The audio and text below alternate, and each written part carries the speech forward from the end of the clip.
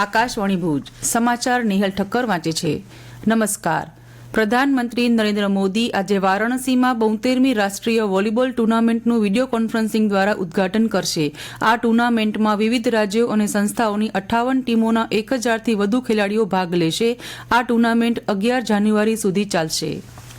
ચૂંટણી પંચે તમામ નાગરિકોને ECI નેટ એપ ડાઉનલોડ કરવા અને આ એપ પર સૂચન સબમિટ કરો ટેબનો ઉપયોગ કરીને તેને વધુ સારી બનાવવા માટેના સૂચનો આપવા આમંત્રણ આપ્યું છે।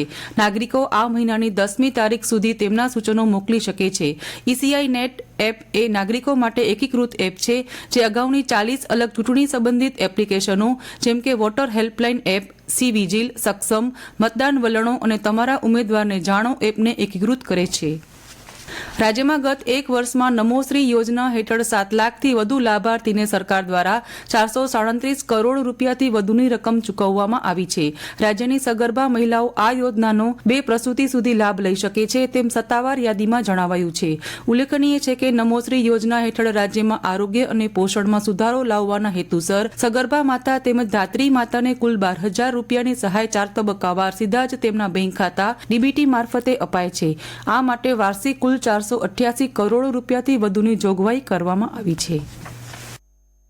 ખરીફ 2025-26માં પ્રાઇસ સપોર્ટ સ્કીમ હેઠળ કચ્છમાં મગફળી, મગ, અડદ અને સોયાબીનની ટેકાના ભાવે ગત નવેમ્બર માસથી ખરીદી ચાલુ કરવામાં આવી હતી, જેમાં જિલ્લાના 8 તાલુકામાં 10 સેન્ટરમાં ખરીદી કરાઈ હતી।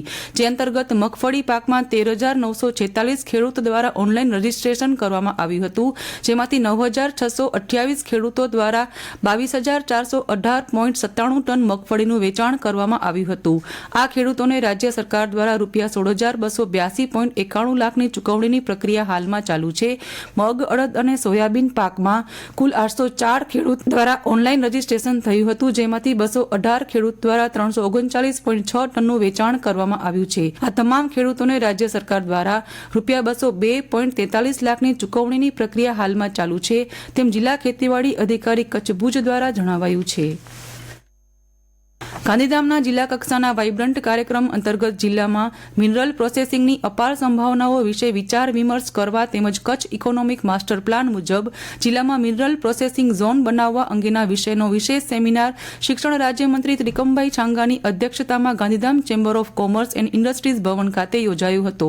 આ સેમિનારમાં 150થી વધુ મિનરલ પ્રોસેસિંગ સાથે સંકળાયેલા જાહેર સાહસો તેમજ કચ્છની મિનરલ પ્રોસેસિંગ કંપનીઓના પ્રતિનિધિઓ ઉપસ્થિત રહ્યા હતા।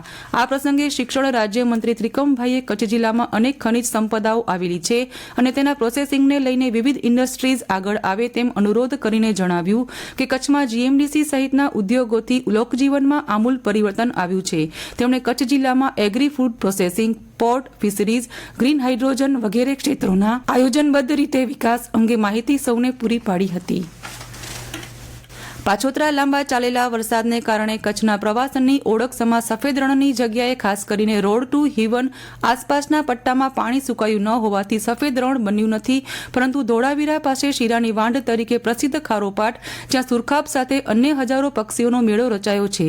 નાના મોટા સુરખાબ ઉપરાંત ગજપાવ, પેલિકન, સ્પૂનબિલ, સ્પ્લેન્ડર, બિલ્ડ ગલ્સ અને અન્ય ગલ્સ, પાઇડ એવોસેટ, સૌથી મોટી ટર્ન, કેસ્પિયન ટર્ન અને અન્ય નાના વેડર્સ પક્ષીઓનો કુંભ મેળો જામ્યો હોય એવું લાગે છે, જે પ્રવાસીઓ માટે આકર્ષણનું કેન્દ્ર બન્યું છે। પશ્ચિમી વિક્ષોભની અસર તળે સર્જાયેલી માવઠાની અસર ઓસરતાની સાથે જ કચ્છની સાથે રાજ્યમાં પોષી પૂનમથી કડકડતી ઠંડીના મંડાણ થયા છે। પવનની પાંખે ઠંડીએ પોતાનો અસલ મિજાજ દેખાડવાનું શરૂ કરતા નલિયામાં પારો ગગડીને 7 ડિગ્રીએ પહોંચતા વર્તમાન શિયાળાની સિઝનના સૌથી ઠંડા દિવસના અનુભવે જનજીવન ખોરવાયું હતું। અંજાર ગાંધીધામમાં વર્તમાન શિયાળાની સિઝનમાં પ્રથમવાર પારો 9 ડિગ્રીના એકલ આંકમાં પહોંચ્યો હતો, તો જિલ્લા મથક ભુજમાં પણ પારો આ સિઝનના સૌથી નીચા 11.4 ડિગ્રીના આંકે પહોંચતા સુરજબારીથી કોટેશ્વર સુધી ઠંડીનું જોર વધ્યું હતું। હવામાન વિભાગે શીતલહેરની કોઈ ચેતવણી જારી કરી નથી। 2 દિવસ આવો માહોલ રહ્યા બાદ પારો 2 થી 3 ડિગ્રી ઊંચકવાની શક્યતા દેખાડાઈ છે। તો આ સાથે સમાચાર પૂરા થયા। નમસ્કાર।